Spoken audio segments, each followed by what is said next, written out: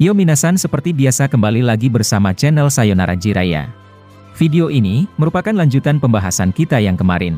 Tapi sebelum itu, seperti biasa gunakan headset untuk menonton video ini agar suaranya terdengar lebih jernih dan jelas. Serta sediakan segelas kopi atau teh panas untuk menemani kalian dalam menyimak pembahasan di channel ini. Jadi gak usah banyak basa-basi lagi dan mari langsung saja kita bahas bersama-sama tema hari ini.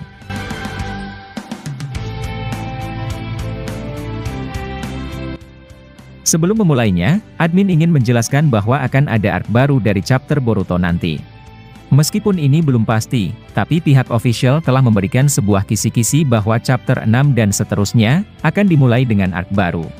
Kemungkinan, ceritanya tentu berfokus pada invasi 4 Shinju ke Konoha, demi mencari target mereka.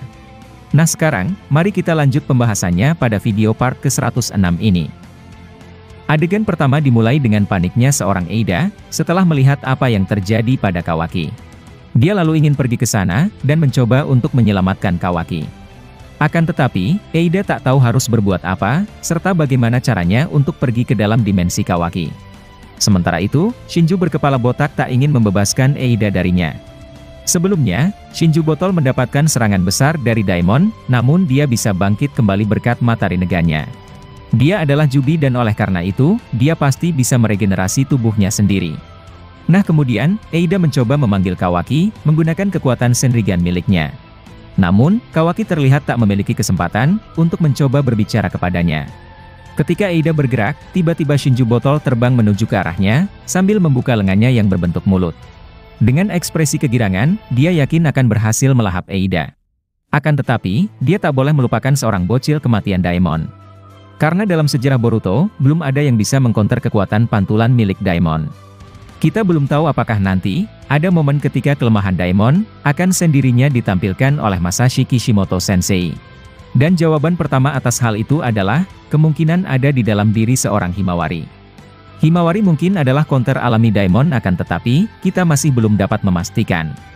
Lalu kemudian, Daimon muncul di hadapan Shinju itu dan langsung memukulnya.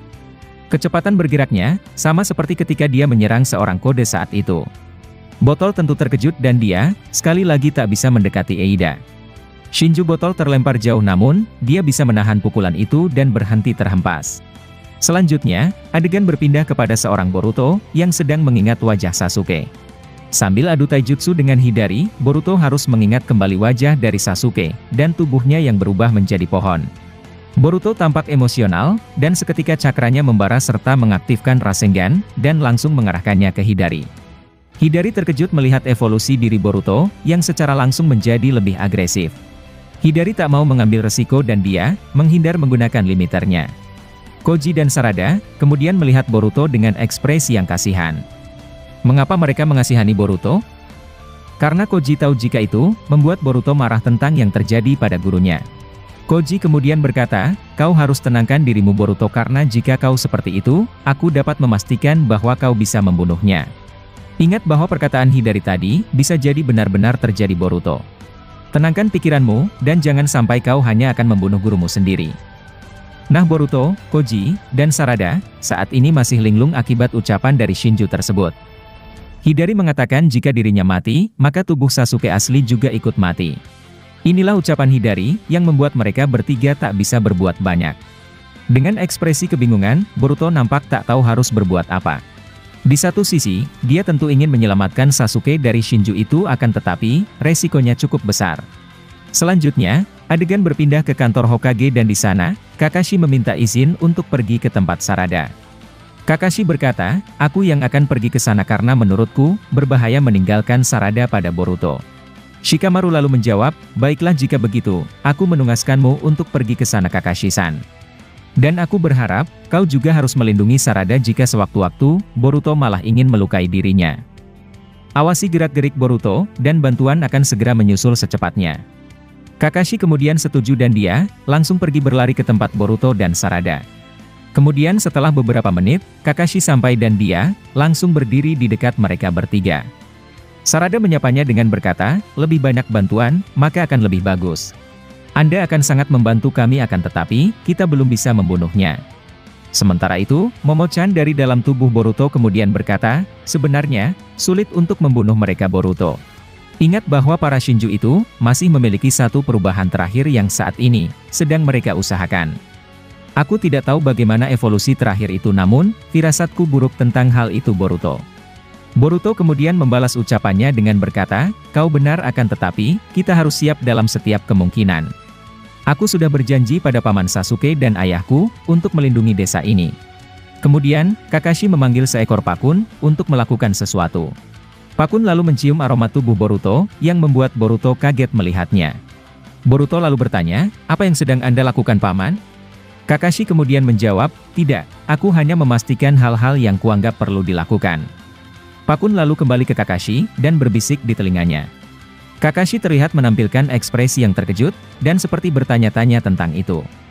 Nah menurut kalian, apa yang Kakashi kagetkan, setelah mendengar laporan dari Pakun, tentang aroma tubuh seorang Boruto?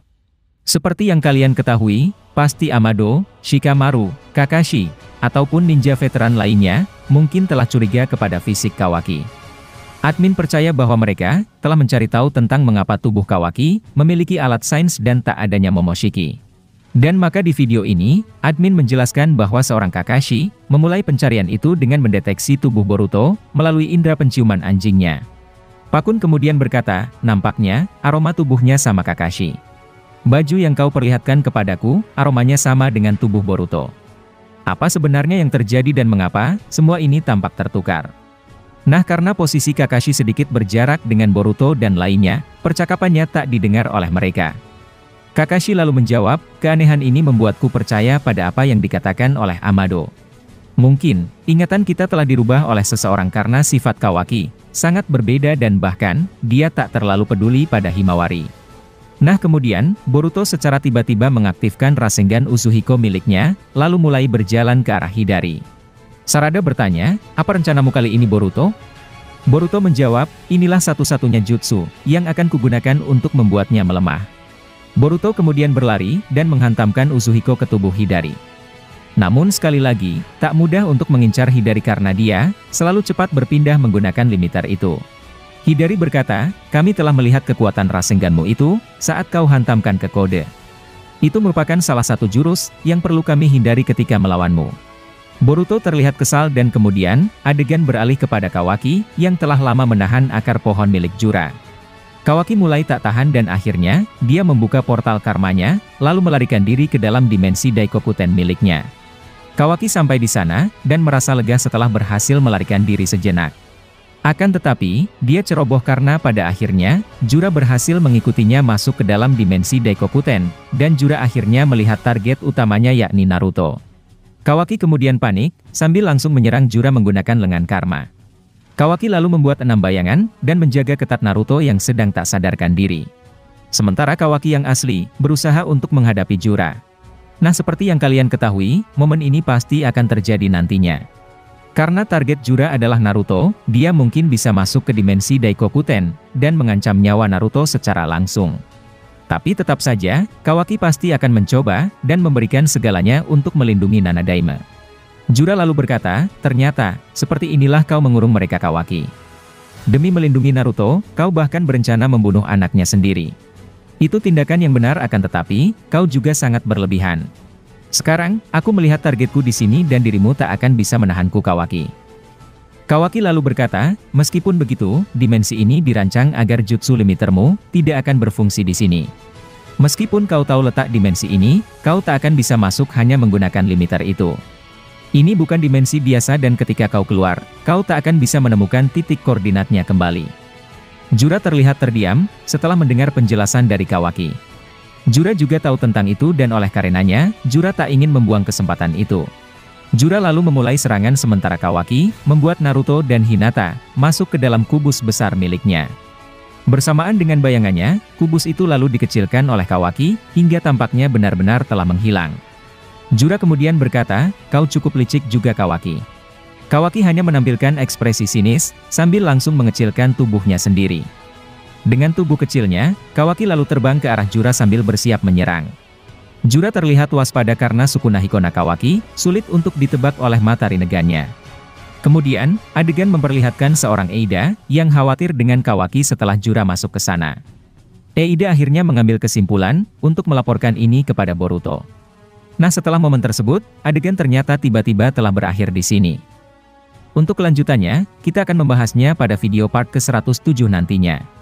Masih banyak prediksi atau hal-hal yang akan terjadi ke depannya yang bakalan kami bahas tuntas di channel ini.